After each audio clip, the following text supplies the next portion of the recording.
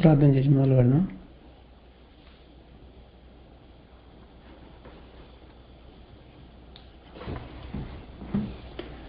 ఓం గురు బ్రహ్మ గురు విష్ణు గురుదేవో మహేశ్వర గురు సాక్షాత్ పరబ్రహ్మ తస్మై శ్రీ గురవే నమః.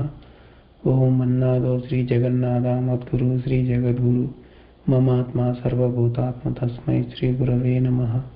ఓం అఖండ మండలాకారం వ్యాప్తం येन చరాచరం తత్పదం దర్శితం येन తస్మై శ్రీ గురవే నమః.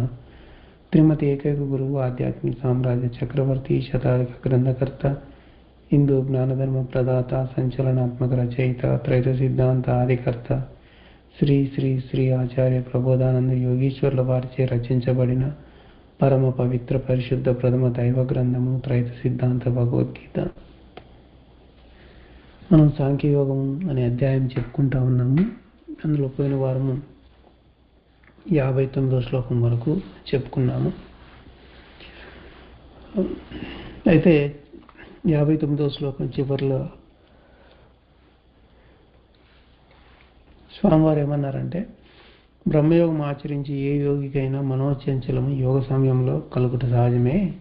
దాని గురించి ఈ 60వ శ్లోకంలో ఏం చెప్తున్నాడో చూడమంటున్నాడు.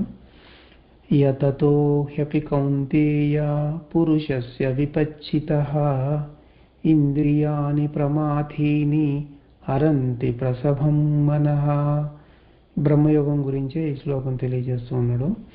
జ్ఞాని అయిన వాడు యోగ సమయమందు మనసు చెలించకుండునట్లు ఎంత ప్రయత్నం చేయుచుండినా యోగ భ్రష్టతయను ప్రమాదము కలుగునట్లు ఇంద్రియములు వాని మనస్సును చలింపజేయుచున్నవి అని అంటున్నారు. ఇందులో ఏం చెప్తా ఉన్నారంటే, ఇప్పుడు బ్రహ్మయోగము ఆచరిస్తూ ఉన్నప్పుడు అతనికి ఏమవుతుందంటే, ఆ జ్ఞాని ఎంత పెద్దోడైనా కావచ్చు, బయట జ్ఞానేంద్రియాలు అవి వాటి శక్తిని కోల్పోకుండా నిరంతరము అవి విషయాలను గ్రహిస్తూనే ఉంటాయి. గ్రహించి వాటి పనంతా కూడా మనసుకు చేరవేయడమే. మనసుకైతే చేరవేస్తూ ఉంటాయి, వాటి శక్తి ఏమాత్రం సన్నగిలిపోదు. అయితే మనసు ఏకాగ్రత లేకుండా పోయే విధంగా అవి అనేక రకాలుగా ప్రయత్నాలు చేస్తూ ఉంటాయి, ఆ 5 జ్ఞానేంద్రియాలు. ఆ విధంగా జ్ఞానేంద్రియాలు శత్రువుల్లాగా పనిచేసి ఎల్లప్పుడూ మనసుకి విషయాలు చేరవేసి మనసుని అంటే అప్పుడు యోగము విఘ్నమైపోయేటట్లుగా చేస్తూ ఉంటాయి. మనము పురాణాల్లో చూస్తే ఒక ముని ఘోరమైన తపస్సు చేసుకుంటూ ఉంటాడు. అప్పుడు ఇంద్రుడు తన పదవికి ఎక్కడ ఎసరు వస్తుందో అని చెప్పి ఈ అగ్ని వరుణుడు వాయువులని పంపించి తపస్సుని భంగం చేయమని చెప్పి ఆదేశిస్తాడు. అప్పుడు అవి వచ్చి తపస్సు భంగం చేయడానికి చాలా ప్రయత్నము చేస్తూ ఉంటాయి అన్నట్టు. ఆ విధంగా వాళ్ళు చేస్తూ ఉంటారు. నిజ జీవితంలో మనము యోగం ఆచరించేటప్పుడు అగ్ని, నీరు, వాయువు, భూమి వంటి వీటి చేత తయారైనటువంటి ఇంద్రియాలు కూడా యోగభంగం అయ్యేటట్లుగా ప్రవర్తిస్తూ ఉంటాయి అన్నట్టు. అంటే ఆ పని ఎవరు చేసేది అంటే, అవి ప్రకృతితో తయారైనయే కాబట్టి ప్రకృతే భంగం అయ్యేటట్లుగా అలా చేస్తుంది మనం యోగం ఆచరించేటప్పుడు అని ఇక్కడ తెలియజేస్తూ ఉన్నారు. ఇంకా ఇక్కడ ఒక గమనిక ఏం చెప్తున్నారంటే,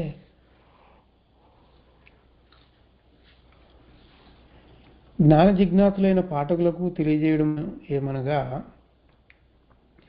పండితులుగా ఉన్నోళ్ళు మేధావులు శ్లోకం భావము చదివి వివరం చదివినా పర్వాలేదు, కానీ కొందరు ఏమంటారంటే, మాకు సంస్కృతం అర్థం కాదు, మాకు గీతలోని జ్ఞానమే అవసరము అని అంటారు. అలాంటి వాళ్ళు ఏంటంటే భావము వివరం ఇదేంది, భావమేమో చిన్నగా ఉంది, వివరం ఏదో పెద్దగా ఉంది, మాకు అర్థం కావడం లేదు అని అంటారు. అలాంటి వాళ్ళకు సంబంధించి స్వామివారు ఏమంటున్నారంటే, మీకు బాగా అర్థం కావడం కోసము మీరు శ్లోకము భావము వదిలేయండి, మీకు అర్థం కాకపోతే పక్కన పెట్టండి. మీరు వివరము ఉంది కదా, ఆ వివరాన్ని చదువుకుంటూ పోండి. ఎటు తిరిగి శ్లోకము కింద బ్రాకెట్లో ఈ శ్లోకం దేని గురించి చెప్పింది అనేది ఉంది కాబట్టి మీకు సులభంగా అర్థమైపోతుందనే నమ్మకం మాకుంది అని అంటున్నారు. అది ముఖ్యమైనటువంటి గమనిక, గుర్తుంచుకోవాలి. మొత్తం ఈ భగవద్గీతలో వివరమే చదువుకుంటూ చివరి వరకు వెళ్ళినా కానీ స్వామివారు తెలియజేసిన జ్ఞానం అనేది సంపూర్ణంగా తెలియబడుతుంది. ఇక 61వ శ్లోకము చూద్దాము. అది కూడా బ్రహ్మయోగం గురించే. తాని సర్వాణి సంయమ్య యుక్తాసీత మత్పరః వశే హి యస్యేంద్రియాణి తస్య ప్రజ్ఞా ప్రతిష్ఠిత. ఇంద్రియములనెల్లా అణిచివేసి మనస్సును నా యందు ఎవడు ఉంచునో, ఇంద్రియములు ఎవనికి స్వాధీనమయ్యుండునో అట్టివాని ప్రజ్ఞ గొప్పది అని అంటున్నాడు ఇక్కడ. అంటే ఇప్పుడు ఇంద్రియాలను అణిచివేసి మనస్సు దేవుని మీద ఉంచాలి. ఇంద్రియాలు అప్పుడు వశమైపోతాయి అనుకో, అట్టివాని యొక్క ప్రజ్ఞ అంటే బుద్ధి చాలా గట్టిది, అంటే నిలబడిపోయింది అని చెప్పడం అన్నట్టు ఇక్కడ. అంటే జ్ఞానేంద్రియాలు 5 కూడా సమాచారాన్ని స్వీకరించి మనసుకు అదే పనిగా పంపిణీ చేస్తూ ఉన్నప్పటికీ కూడా మనసు కనుక వాటిని తీసుకోకపోతే అప్పుడు ఆ జ్ఞానేంద్రియాలు ఏం చేస్తాయి? ఏమి చేయలేవు. మనసు యొక్క ధ్యాస జ్ఞానేంద్రియాల మీద లేకుండా చేస్తే ఆత్మ మీదకి ధ్యాస అనేది పోతుంది. అంటే మనసు యొక్క ధ్యాస ఆత్మ మీదకి వెళ్ళిపోతుంది.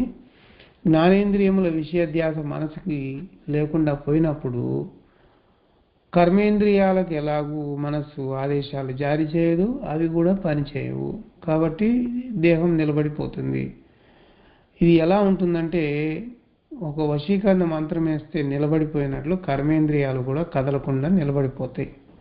ఆ విధమైనటువంటి స్థితి కలిగిన వాడినే నిలకడగల మనస్సు ఉన్నవాడు అని ఇక్కడ తెలియజేస్తా ఉన్నాడు. ఈ రోజుకి ఇక్కడ ఆపేద్దాము. వచ్చే వారము 62వ శ్లోకం నుంచి చెప్పుకుందాం. మంగళం పాడి ముగిద్దాం. ఓం మంగళం గురుదేవాయ మహనీయ ప్రబోధాత్మనే సర్వలోక శరణ్యాయ సాధురూపాయ మంగళం. అందరికీ ప్రబోధార్పణం. నమస్కారం.